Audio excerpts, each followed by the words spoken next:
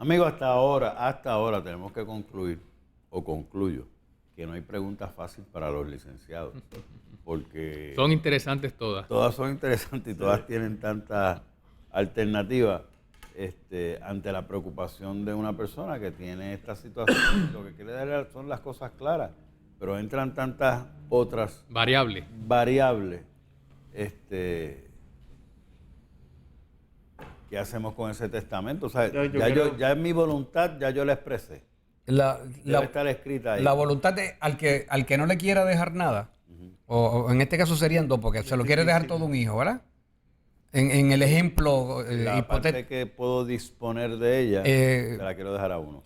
pues en la práctica va a tener que el tercio del caudal lo tiene que medir en partes iguales. Por lo tanto, son tres, es como que una novena parte, de un tercio sería, hay una novena parte que va a tener que dárselo a un hijo y otra novena parte que se lo va a tener que dar al otro hijo. Y el resto, las otras 7 novenas partes, ¿verdad? Hay que verlo gráficamente, por eso es que yo digo... Es que son 3 tercios, verá, son 3 tercios. Tres columnitas, para que la gente pueda entenderlo. Explícalo así en columnas, Carlos. No, pero es que me es más fácil por los tercios, por los tercios. Y para mí es más fácil en Arroyo Habichuela. En Arroyo Habichuela, pues, el tercio de libre disposición, ese se lo deja a ese hijo que quiere que le suceda. El tercio de mejora se lo puede dejar al hijo que lo quiere le suceder. Hay una porción de ese tercio que solamente se le puede dejar el tercio del tercio al hijo que quiere mejorar. El otro siempre va a coger un tercio de un tercio. ¿Y cuánto es un tercio de un tercio? Pues una novena parte. Así que hay una novena parte que va a ir a uno de los hijos que no quiere dejarle nada, le tiene que dejar una novena parte de su caudal. Sí, porque y al otro que no quiere, que se quede tampoco, le tiene que dejar una novena parte. Y el otro se queda con 7 novenas partes. Ahí lo que pasa es que es lo que yo he explicado ahorita. Déjame aclarar algo antes de entrar en esto. La viuda participa en su cuota viudal usufructuaria. Eso es un cálculo matemático que se hace de la columnita de mejora, que yo llamo la segunda columna. Se hace un cómputo ahí que, dependiendo de los que concurren con ella, pues hay una fórmula. Ahora, respecto a esa división, o sea, viéndolo, vamos a verlo con las 3 columnitas, los 3 tercios, con el ejemplo de 3 hijos. Pues, la primera columna, que es el noveno que habla Carlos, sería de esa columnita primera, una tercera parte, es lo que no puede obviar, porque eso es lo que le toca. El resto de las 3 columnas, que serían 2 adicionales, pues son la mejora y libre disposición. De esa primera columna, si está dividida en 3 partes, esa tercera parte, ese hijo, tú no se la puedes negar. Porque ya eso es disposición de ley. Él es un heredero forzoso y le corresponde. Esa primera columna, por ponerle un nombre, ¿verdad? La número 1, ya la tenemos bien clara. Esa es, de hecho, se llama legítima estricta. Sí, no, con la base que tuvimos histórica, sí podríamos llegarla. Pero hay casos donde un padre sí puede negarle a un hijo su herencia. Bueno, pero causas de desheredación. Son causas para desheredarlo. Así que, dependiendo, con lo que se nos narró hasta este momento de que el hijo era vago, no era suficiente. Pero hay otros casos, por ejemplo, que el hijo haya atentado contra la vida del padre. Hay varias escenas donde el padre sí puede dejar fuera al hijo de la herencia. Haya dejado de alimentar. De la primera columna. De la Uno primera. que se llama desheredar. Desheredar en El concepto de Lo deja desheredar. fuera, no recibe nada. Mira, la realidad es que casi siempre cuando ocurre eso, esos casos terminan en el tribunal. Porque el que no está conforme va a ir a impugnar ese testamento. Ese testamento... Él o su abogado. Él o su abogado, exacto. Puede ir por derecho propio. Tú sabes que está la oportunidad de ir por derecho propio. Pero el testamento lo va a impugnar y entonces ahí es que viene todo el litigio que se da sobre ese testamento, porque el tribunal entra a examinar el cumplimiento estricto de esas formalidades que tiene el Código Civil. El Código Civil da una, vamos a decirlo así, una receta, para que la gente lo entienda. Una receta de cómo se tiene que construir ese proyecto de herencia que hace la persona antes de fallecer. De ahí, si hay una causa de desheredación, ahí lo importante es que se justifique, ¿sabes? Porque tampoco es que yo desherede y utilice las causas de desheredación por utilizarlas. Claro. Como dice Víctor, hay Unos hechos. hay unos hechos que se tienen que probar.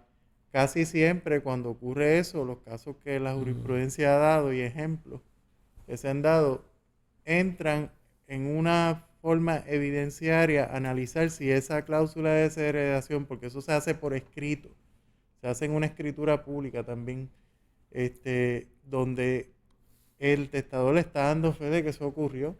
Ahora, es una cuestión de valor probatorio, si eso es o no. Pero en esencia, lo que nosotros llamamos la base es que no lo puede desheredar. Sí, quisiera señalar, porque esto es interesante, históricamente en Puerto Rico, yo creo que hasta en mi niñez, los que éramos pobres no pensábamos en asuntos de herencia, porque pensábamos que eso de herencia eso era para los ricos. Eso era para los ricos. Eso como que era los que tenían chavos y los que no teníamos chavos no pensábamos en cuestiones de herencia en términos prácticos. Pero hoy día los ricos tienen que pensar en herencia y los pobres también. Exacto. Porque el problema es que si son muchos y No, porque tiene es un que hijo yo quiero el caballo blanco Sí. y el otro quiere el pinto y aparece otro ya no. No solo eso.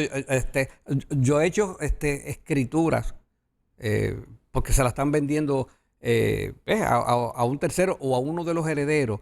Y a veces un heredero se fija su participación en $100, en $75. Y entonces da más trabajo la división que hay que hacer. Pero es que jurídicamente es la única manera de poderlo transmitir. O eran hijos, pero ese hijo falleció, pero dejó hijos a su vez, que son nietos. Entonces, pues ya tienes una declaratoria de heredero adicional. Y uno de esos hijos falleció. Y entonces se casó. Entonces, tú terminas que para tú transmitir válidamente ese título, originalmente por herencia, y para que lo pueda adquirir un tercero en una casa, pues con unos valores bien pequeños. Así es que la cuestión de herencia afecta a los que tienen mucho y a los que no tienen mucho también. De hecho, Lo que digo es que las cosas tienen que estar bien claras, hay que hacerlas a tiempo. Usted tiene que ir donde su abogado, se tiene que asesorar correctamente. Yo estaba esta semana en el veterinario, no atendiéndome a mí, la mascota mía, ¿verdad?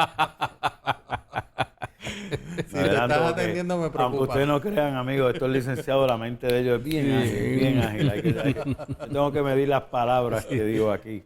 Esta señora allí, no sé por qué sale la conversación y la dama está diciendo de que pues, un familiar falleció hace 10 años y todavía están peleando la herencia y no la han podido dividir porque tío Paco, que es uno de los herederos, tío Paco se murió. Entonces ahora hay que buscar a los hijos de tío Paco que viven por Estados Unidos y no aparecen. El otro falleció, no tenía hijos. Así mismo es. Mira, me pintó un cuadro allí aquella señora. A mí no, estaba diciéndolo allí en el veterinario que dije, esta señora tiene tremendo problema. Y el asunto es que ella dice, llevamos 10 años, se está deteriorando la propiedad porque ¿quién la tiene? ¿Quién la mantiene? Yo no la voy a cuidar. O sea, eso no es mío, eso es de todo. Aquí tiene que venir todo el mundo a cortar la grama, ¿no? Pero a que él vive por allá, es el nieto, le importa poco, etcétera, etcétera. Y es un planteamiento que me da pena, pero sí. se da todos los días. O sea, todos los días. Y ellos estaban ya por los nietos. ¿Dónde estarán los nietos, los hijos de tío Paco? ¿Dónde estarán? Ah, no, que vive uno por allá por Estados Unidos, nunca ha tenido comunicación con la familia. Pero ahora es parte y no lo encontramos. Siguen pasando los años y la señora decía, yo me voy a morir y voy a complicarlo más todavía porque voy a faltar yo. Y vamos a tener el problema que tenemos con tío Paco, lo vas a tener conmigo también, porque ya yo estoy estaba de edad, ¿verdad? Yo quiero aclarar algo también, Jorge. O sea, la gente dirán, estos licenciados están hablando de chavos. O sea, de lo que yo tengo que son chavos, pero las deudas. Y las deudas la realidad también. es que, mire, público. Se heredan las dos cosas. Se heredan los chavos y se heredan las deudas. Que la ley te da otros remedios para tú repudiar la herencia, para no quererla. Vamos a decirlo en arroz y habichuela. Pues sí, hay unos mecanismos, pero tienen que estar sujetos a lo que nosotros llamamos inventario y avalúo. Ese ejercicio se hace aunque no haya testamento. Hay que sentarse, hacer un estado de las cuentas, de lo que hay y lo que no hay. La realidad es que hay personas cuando otorgan testamento que pueden tener mucho dinero en ese momento, pero pasan los años y después que mueren te encuentras con una amalgama de deuda. Incluso como está la economía hoy en día, ejecuciones, propiedades que ya no existen. Si declaras un superávit que era ficticio en realidad. Exacto, que probablemente hubo ejecuciones, siempre Julio, trayendo ejecuciones de mano con demandas que se han, como nosotros diríamos, succionado el caudal de esa persona. O sea, nosotros hacemos el testamento, pero hay que tener claro que no sabemos cómo van a estar las cosas La en realidad. el momento que se va a morir, que se muere, cómo van a estar. Puede haber que haya un superávit, como dice Jorge, como que puede haber estar todo en negativo, no tener nada. Y lo que haya que dividir sea hasta una sola propiedad y si acaso, o dividir las deudas. Y la realidad es que la ley dice que sobre las deudas, cuando hay un causante, responden todos sus herederos. Tú sabes, todos los que tienen para ser llamados por legítima. Tú sabes, y la realidad es como si fuera un testamento. Y la excepción cuando no hay testamento es sobre la persona que está intestada en la porción que corresponde en partes iguales. Buenos días. Y si estás casado con capitulaciones, ¿cuál es el beneficio de la viuda? Lo que se haya La cuota establecido viudal, en la- sí, en si no se toca la cuota viudal, sigue siendo el mismo. Lo que pasa es que hay un ejercicio sobre el incremento del valor de las propiedades, que hay que ver si son privativas antes del matrimonio. Y entonces, Yo siempre he escuchado eso. Sí, Yo tengo una propiedad. Me caso hoy, esa propiedad mía al día de hoy tiene un valor de $100,000.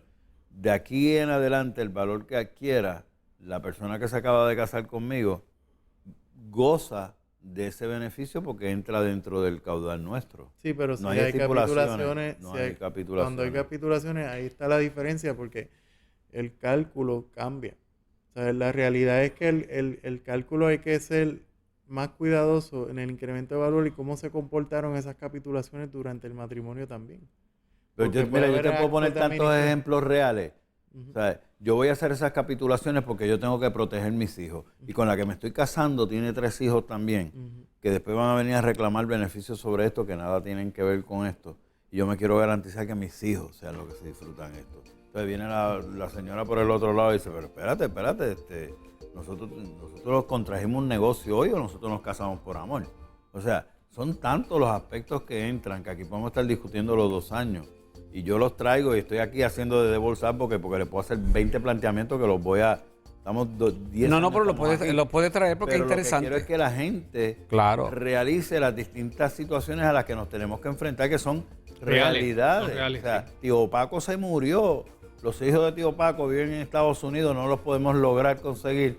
La propiedad está ahí, la estoy perdiendo. Me voy a morir yo antes de resolver la herencia, cuando estamos necesitados de la misma y se está deteriorando, está perdiendo valor. Nadie quiere mantenerla. Después de la pausa yo te voy a decir por qué se hicieron famosas en Puerto Rico las capitulaciones matrimoniales. Pues, si quieres. Pero cuando en este ejemplo de Tío Paco no existía nada de eso. Lamentablemente. Vamos a una pausa, amigos, y regresamos con ustedes en